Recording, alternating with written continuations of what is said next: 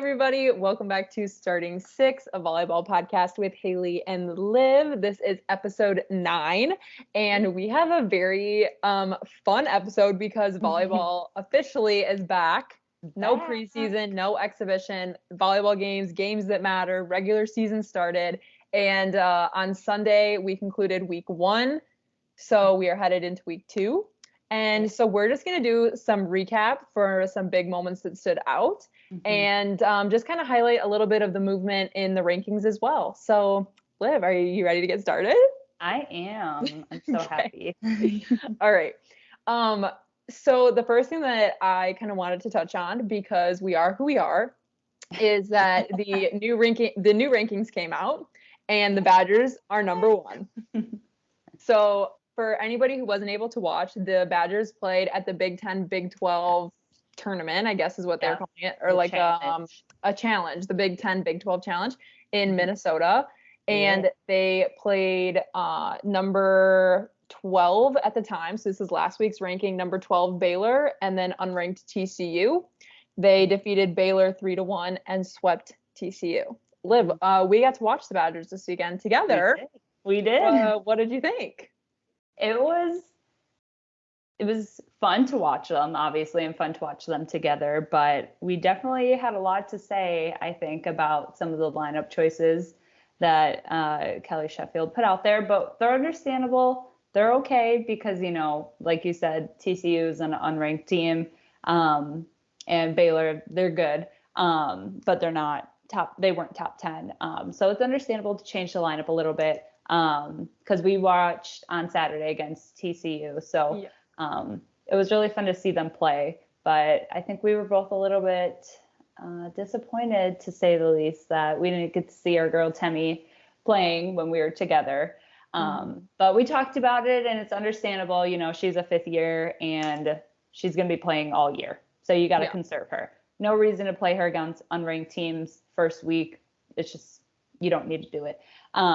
But I mean, I am so excited for them. I'm so excited for the Badgers. I mean, Carter Booth looks amazing. Devin Robinson looks amazing. Setters, like, it just is coming together. I'm super excited to see how they're going to do this year. Yeah, I think it's common, and this is something that, like, we went through when we were playing, but also I think that we tend to forget because we are fans, is that it is the first week, so there's a lot of movement going around. And Kelly Sheffield has a really unique problem on his hand where he has an insane roster. His bench is full of girls who on any other team would probably be starters. So, and it doesn't go just the next girl, it's the next girl after that. I mean, his bench is loaded. So definitely trying to find a place for his veterans as well as new transfers, as well as younger players. Like, he's kind of trying to workshop what's going to be the best. How can I keep Julia Orzel on the court? Even though maybe she's not doing as strong offensively as Temi or Sarah. Who do I have in my 6th row? Who do I have in my libero spot? Like, you can just kind of tell he's workshopping some of those things, but it was really nice to see some of those spots also be definite. Devin Robinson, his 6'2", Anna Smrek. I mean, these are girls who aren't moving around. I'd say the same with Carter Booth after this weekend. I'm sure that she has solidified her spot. And then the same with Caroline Crawford as well from last year. So it's cool to see some pieces of last year. And then also trying to fit, really what he's trying to do is fit Temi in the lineup. I feel like that was pretty obvious. The lineup looks almost the exact same in terms of personnel as it did last year. So it really seems like he's trying to workshop, how do I get Temi in the lineup and keep her there? So it was definitely interesting to see. We were definitely bummed, but as Liv said, Temi's a 5th year. This is not uncommon for those girls not to play against unranked teams, and they swept, so she wasn't necessary. But it is a bummer for anyone who's a fan of watching her play. Against Baylor, she had 12 kills and no errors. She hit a 500. I mean, insane.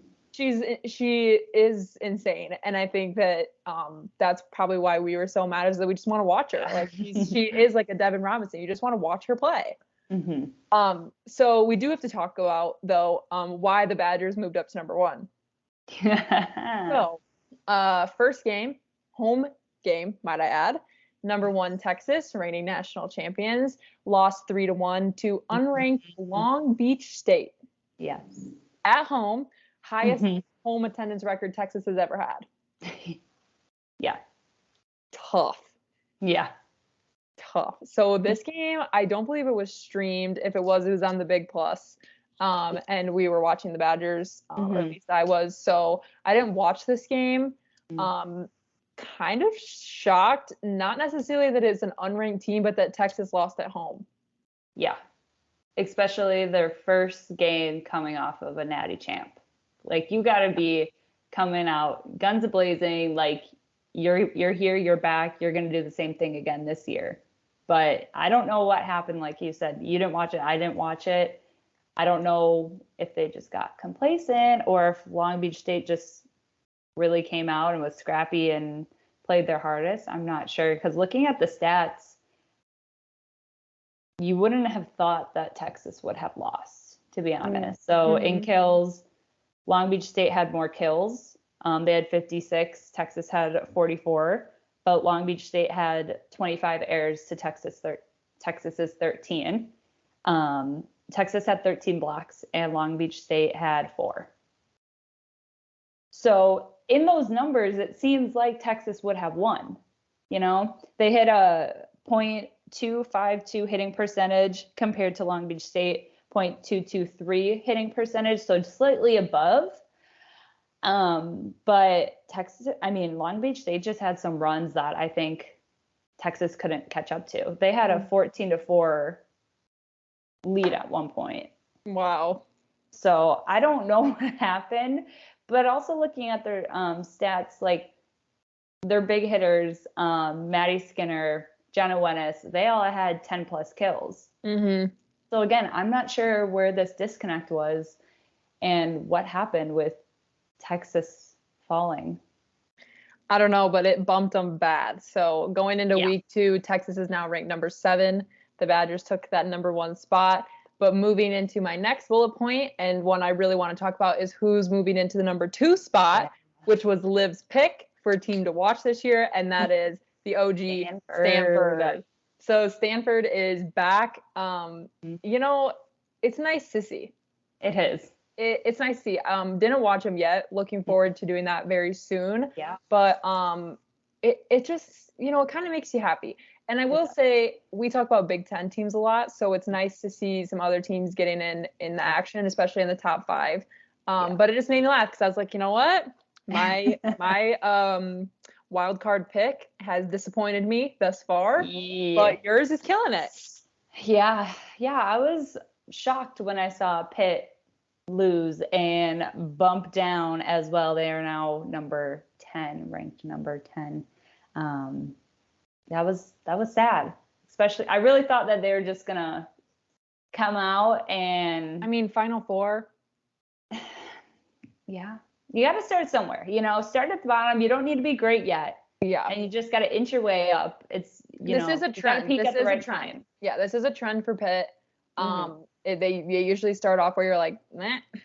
Yeah, they ain't gonna be any good, and then, you know, Final Four team. So you know, week 1, I'm not gonna hold it against them, but I was kind of like, you know, it sucks to see Liv's wild card pick at number 2 and mine at number 10, but we got a long way to go. We do. We do. All right, so looking forward to watching Stanford. Next thing I want to talk about is the number 3 slot, which was also, I believe, one of your picks. Yes. Was Louisville. Yes. So Louisville swept Washington State, and that puts them at number 3. What I read on the Big Ten was that Washington State was actually favored to win and favored to have the upset because Washington State's starters are pretty much all upperclassmen. So they have a huge upperclassmen class, whatever. The juniors and seniors on that team are heavy. And that's not something we've ever experienced personally. I don't really think it's all that common, to be honest, anymore. But I did see that Washington State was favored to pull off the upset. Instead, they get swept. Interesting. I don't think that there's going to be a lot of teams upsetting Louisville with Anna DeVere and, you know, some of those other just like steady girl. Like, they're just a steady team. Like, they just move at their own pace. They're not shattering records. They're not, dominate. They just do their thing. They do their own thing. They stay with the momentum.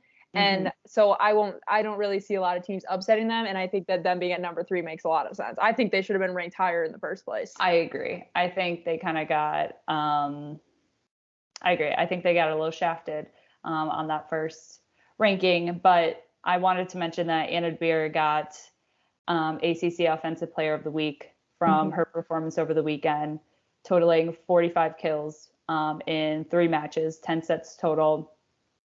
For a 418 hitting percentage. Wow. And had 26 digs on the weekend. So, I mean, that's just an outstanding performance by just one player. And they also then had an all-tournament team.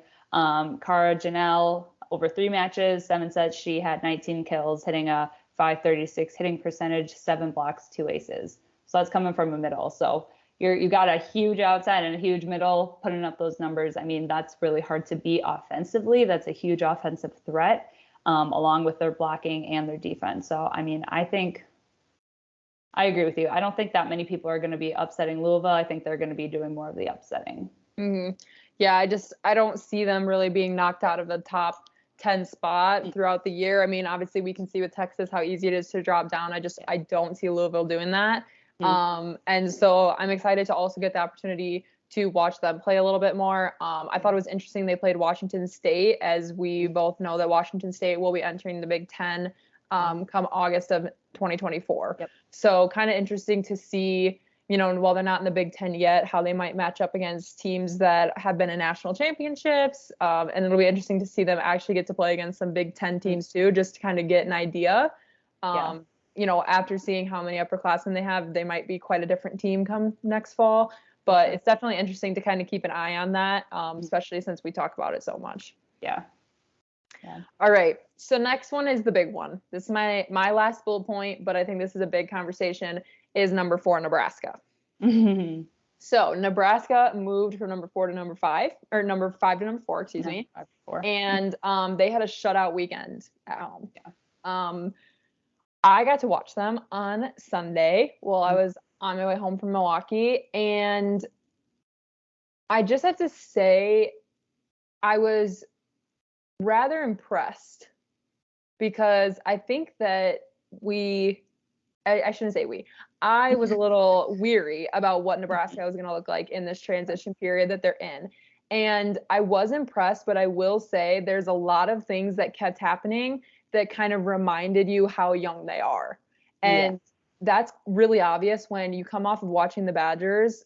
It's very apparent that these girls have been playing together for a few years now. The lineup was ultimately the same, with a few weapons added in. I mean, and you can really see that in basic things like getting your serve over the net, less serve receive errors. And then just overall kind of defensive, is that you, is it me?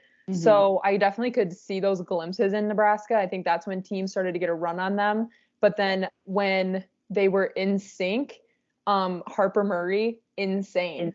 I mean, she's the future of Nebraska volleyball. She is. She's insane. I mean, they relied on her so heavily. They would get in these ruts, and then whether she was in the back row or the front row or the right side or the outside, they were just going to her. She became a go-to this weekend. And I think that's a testament to her. She is Big Ten Freshman of the Week. I can see this happening for the remainder of the year. I mean, it was insane. Then the other freshman I wanted to mention was Bergen Riley. Yes. She's the setter for Nebraska. She's a freshman. That freshman duo is deadly. It is. It's going to do good things, big things. She handled the court so well. And again, we talked about it too. You're stepping into really big shoes after Nick Lindheim. That's a huge role to fill for Nebraska, and to have a freshman in that position run the court as well as she did. And granted, she did have some older hitters there that were kind of there to pick her up a little bit and make her look probably a little bit better. But man, was I impressed with her. Yeah. I was impressed with her from the scrimmage that I watched, and Harper Murray was insane. And I think not only do they have young players, but they also have some transfers, like Merritt Beeson transferred from Florida, and she's an outstanding player. She has had massive blocks this weekend at the scrimmage, and she can also hit crazy out of the back row. So, I mean, having a good setter is just going to make all of those hitters way better. And I also want to talk about Becca Alec because she is insane in the middle, and I don't think she gets enough credit for the work that she does. She puts up huge blocks.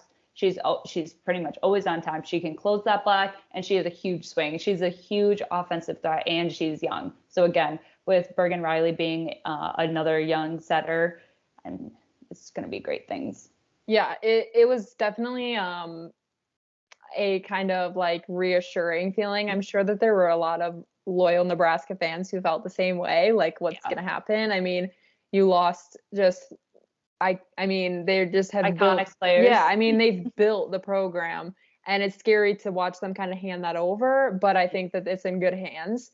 I'm interested to see, you know, as we mentioned, being in week 1, I'm interested to see when they start to get in a groove, how they can clean up these, you know, quote unquote immature errors, I guess you could say, because they're young, and clean that part of their game up. They're going to be way in the, you know, front half of the Big Ten Conference. And that's not something that I was necessarily expecting coming into this season. I was like, you know, I don't know. I think that it's really cool to see these young players, and cool to see John Cook put his trust in these young players and say, hey, these girls chose to come to Nebraska. I gave them a chance. Look at what they can do. And I think it's just a testament to the program. For sure. Oh, I'm fairly impressed. Yeah, it was. And then, you know, while we're on the topic of, go ahead. No, you're good. I think my computer lags. Okay. And the topic of Nebraska, like having to mention that on Wednesday is Nebraska Day, or Volleyball Day in Nebraska. They put out pictures of the court, and so awesome. It looks better than I could have expected. Yeah. And, you know, we've talked about it a ton, but they are looking to set the highest attendance record in person for an in-person game. I don't think they'll have a problem with that at all. And, you know, we've talked about it quite a bit, but to see it come together is really great. So that's going to be streamed on the Big Ten, right? Yes. It'll be streamed on the Big Ten Wednesday at 8 p.m. Nebraska plays Omaha. Very much looking forward to it. I shared it on my Facebook page or whatever, but I have to say, like, it's such a testament to not only Nebraska's volleyball program, but to their athletics program, and the football program as well, for, you know, being okay with this, putting this on, and for the money that's gone into marketing this and the production of it, the security personnel. I mean, every little piece of how this is going to work, I just think is such a testament to their program. And there's going to be a lot of eyes on college volleyball tomorrow. Yeah, I'm so excited. That's all I have to say. That's all I have to say. So excited. Yeah. Okay, anything else that you wanted to highlight from this weekend before we start into our new weekly segment? That's me. I don't think so. I think we covered most of the big ones. Let me just look really quick. I did just want to give a shout out to Minnesota, because I thought for having a new coach, getting a few transfers, people leaving, I thought they played very well. And they had some big numbers up. They had, where is that?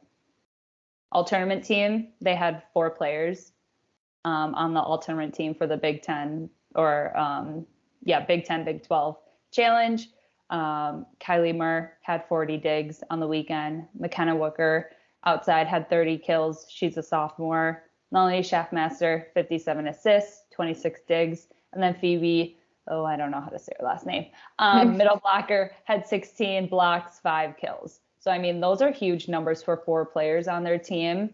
And I was very impressed with them. And so none of them being Taylor Lamphere. Correct. I definitely don't think she started off this season on the right foot.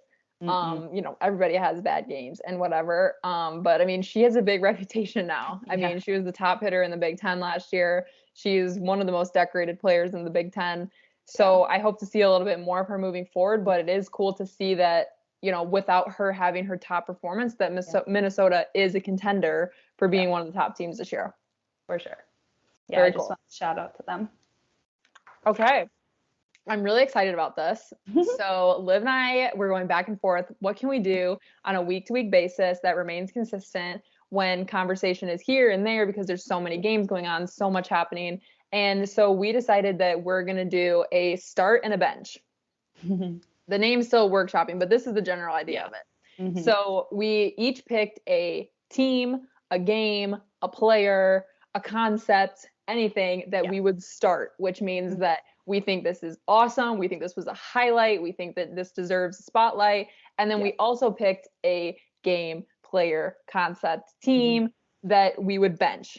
You know, worth mentioning because it's crazy that this happened, yada, yada, yada, but wouldn't say it was something good necessarily. So kind of a little bit of sunshine, a little bit of rain, but something worth highlighting on both ends. Yeah.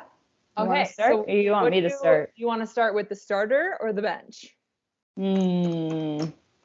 Let's start with the bench. Okay. Do you want me to go first? Sure. Okay. Okay. So I chose a team for my week 1 bench. Better not be the same team I picked. I'm nervous now. I picked number 13 San Diego State. Okay. We're good? Not the team I picked. We're good. So San Diego State was preseason ranked number 13 heading into week 1. They are now knocked out of the top 25 because they went 0-3 this weekend. They played in the Hawaiian Airlines Rainbow Wahine Classic. I'm assuming that's how you say that. And I chose to bench them not because they had a shutout first weekend. It's 3 games. That's not really, gonna say much. However, I chose this because they finished last season 31-2. So number 2. Yeah. So it's not that it was a shutout of a weekend. It was that they've already lost more games than they did in an entire season last year. I definitely don't think it's starting out on the right foot. I think they have a lot of work to do coming out of the gates this way. But you have to compare it to where they were last year. I mean, they were 31-2 and they were a Final Four team in the NCAA tournament, losing to Texas, who then went to win it all. Yeah. So it's just not a great showing coming out of the gates. And what I wanted to really highlight was their first loss was to number 9 Oregon. They got swept, which not great, but ranked team. But then they proceeded to lose 1-3 versus unranked Hawaii and unranked Northwestern. Yeah. Which I thought was, I never really religiously watched Hawaii. I kind of want to after this. However, Northwestern is a team that we briefly talked about when we were talking about the transfer of Temi. And I didn't think they had it in them to be week 1 beating ranked teams. No. So either that's a testament to Northwestern on a positive note or a testament to the San Diego State team showing up. Either way, I'm a little disappointed. I think that, the teams that came out of last year with, with a reputation, with the eyes on them, with the target on their back, those teams are still in these graphics, ranked top 25. And San Diego State is not. Yeah. That's not a great showing, not a great way to build your confidence back, keep that momentum going. I mean, a lot can change going through the season, but that's how you're going to start off after an iconic run that they had last year. That's a tough feeling. So I'm curious how things are going to change, whether that be changes in lineups or just mentality and things like that. So hopefully they can get back in the running, but that's just a tough look for them. Yeah, I just, and like we said, bench isn't permanent. Girls come off the bench, teams come off the bench. But for week 1, just a disappointing showing. And yeah, I was just kind of bummed to see that. Again, didn't get to watch these games, but to see that they went from number 13 to completely off the top 25 is a testament to just not a great start. So my bench this week is now unranked San Diego State. Alrighty. Let me just look something up really quick.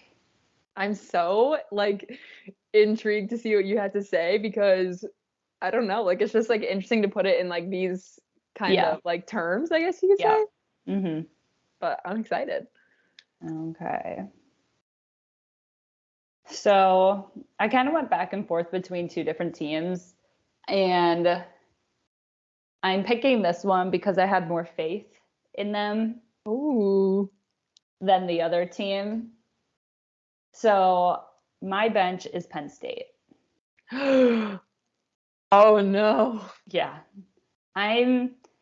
Last week they were number 8, and I was pretty shocked by that, knowing the new dynamics of the team, freshmen, transfers, second year coach, all of that jazz. And so I was really excited, like new blood, fresh ideas, just kind of a whole new team starting over from scratch. Like really thought that there was going to be a lot of camaraderie and a lot of fire, and just to kind of go after it.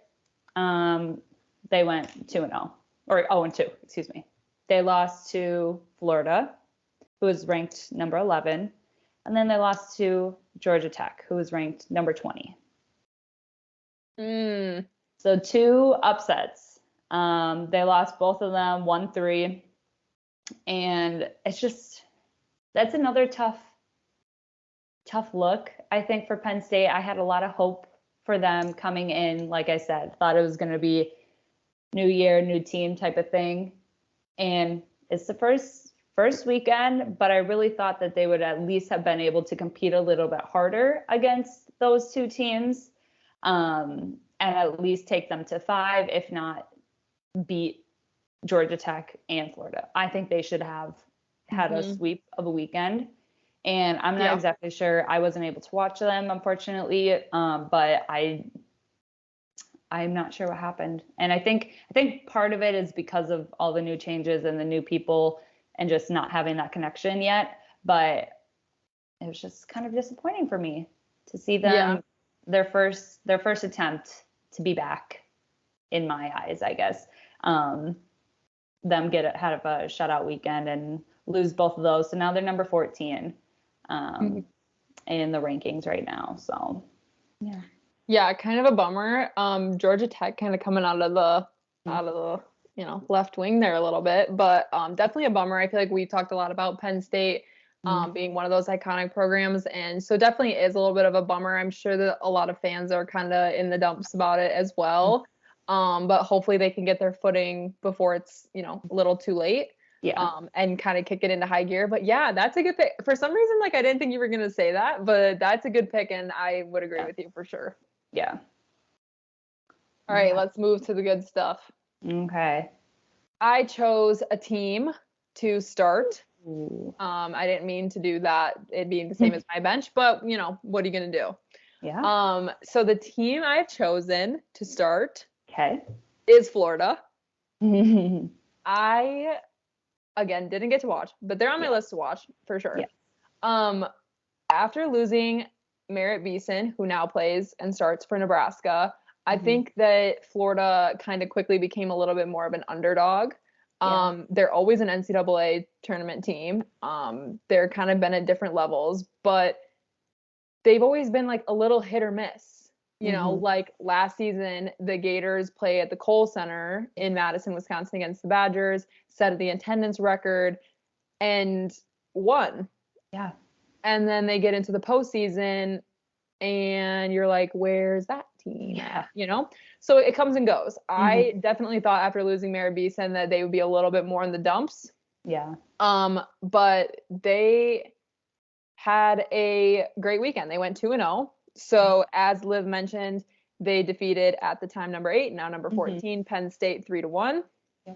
And then they turned around the next day and they set a program attendance record at nearly 7,000 fans for a face-off against the University of South Florida, winning in 5, and they hit a .350. Nice. So pretty good for a 5-set match. So there's kind of some big numbers. I also want to highlight freshman Kira Hudson and freshman Kennedy Martin. They combined for nearly 30 kills. Wow. So another team, as mentioned with Nebraska, that have freshmen that are coming in and making a name and saying, hey, I wanted to play here. I deserve to play here. I deserve to start. Look at what I can do. And it helped push Florida through a really big weekend. Another reason why I think that Florida is one of the, could be part of these like kind of iconic programs is their coach. So Mary Weiss is the head volleyball coach, and she's been with the Gators for 32 years. Yeah. So she's really kind of made her mark on this program, and it's always fun when programs have, a John Cook like Nebraska. It's fun to root for those teams because these coaches are loyal to the program. There's a reason they're still there. Yeah. There's a reason girls come to Florida to play. And so I just thought that that's a great week for them. I am just kind of excited for them, to be honest. Like, I think I'm really intrigued to watch, and they've now moved up to number 8. So love that. They started at number 11 going into week 1 and are now sitting in the top 10. So just kind of fun to see. And we love Florida because their uniforms are always sick. So I was hoping you were going to mention that. If not, I was going to. I would start them for the uniforms. I was just going to say that. The only reason Haley picks this is because she loves their uniforms. I do. Like, it's, we were blue and orange as the Pioneers, but their blue and orange is different. Like, it's like an iconic blue and orange. They do the tank tops with the sleeves. I'm just a big fan. So I'm going to start Florida. I'm excited to see what they can do heading into their next few matches. So Florida, you're my starter. Alrighty. I like that pick. Thank you. For my starter, I picked a player, and I don't watch this team very often. I think mainly because it's on the SEC Plus, or whatever channel they're on. But I picked LSU freshman outside Journey Robinson. Oh, I saw this. She had her first game on LSU, 26 kills, hitting a .362 hitting percentage. Win in 5 over UCLA. Then turn around the next day, gets another 23 kills against UCLA. She hit, and then got 3 blocks, an ace.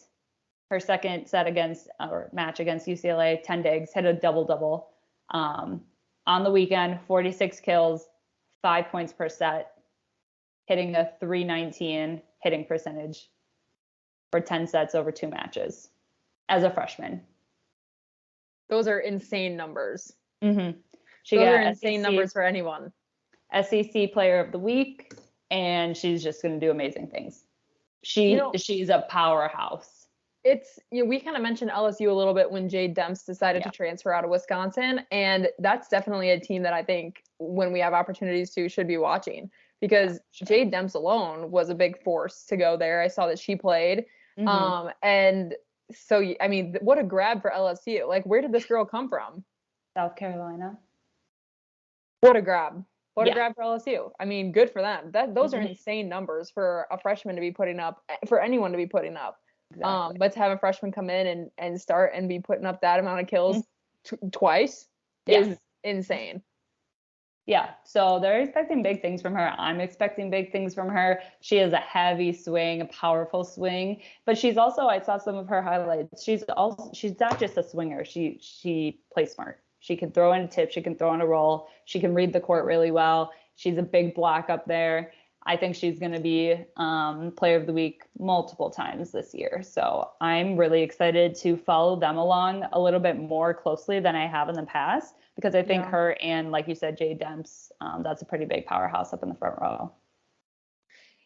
Yeah, that's a great pick. I saw that on probably the NCAA volleyball Instagram page. Great pick. Great pick for a starter. Love that. I would start her too. Holy shit. Yeah. Awesome. That was great. What a great segment. That was fun. You did some, we kind of came out of left field a little bit, because I feel like we really need to stay away from what we personally would want to pick and try to mix it up a little bit. Okay, awesome. So what do we have coming into week 2? Week 2, tonight, August 29th, Minnesota plays Texas on the Big Ten Network. Number 5 against number 7. It'll be interesting to see what Texas has to bring. Where do they play at? Minnesota. Ooh. The Pav. Mm-hmm. I heard it's tough to play there. Mm-hmm. I have too. Not from experience, but I've heard. Awesome. Then we have obviously Wednesday, volleyball day in Nebraska. That's gonna be anyone's talking about. Like, that's just insane. I can't wait to see that. There was another. We also have the 29th, Tuesday the 29th, Stanford number 2 playing Florida number 8 at 8 p.m. on Pac-12. These are all Central Time. And then Sunday, Texas plays Stanford. So number 7 playing number 2 at 11:30 on ESPN2. So that's going to be a good one to watch. Oh, yeah. Yeah, that's good that those are streamed. How exciting. Big stuff to talk about. I think this was such a great first week. So many upsets. Like, so many. The rankings changed drastically. For sure. Drastically. So excited to keep seeing that kind of bounce around a little bit. Excited for us to get the opportunity to watch teams that we normally wouldn't. I think that's something great about this podcast we're doing is it kind of makes us branch a little bit, makes us do a little bit more research, and become fans of teams that maybe we weren't already per se. Yeah. So excited to keep that going. I think the start bench was awesome. I was like super excited. Like I was like dying to hear what you had to say. So excited to keep that going as season goes on, and just excited that college volleyball is back. I know. I mean, it filled the hole that it needed to be filled. I feel full again. I feel fulfilled. Yeah, and I love it because we talk more as well. Like obviously we talk about everything and anything pretty frequently. But it's nice to have this talk about. It's nice that you catch games that I don't and get to recap. I mean, so just really excited to see where this goes and excited to see if Wisconsin can hold this number 1 spot. I know. It'll be interesting. All right. Well, that wraps up this episode. Looking forward to what comes out of week 2 and this weekend. And we'll catch you next time. Thanks for watching. Thank you.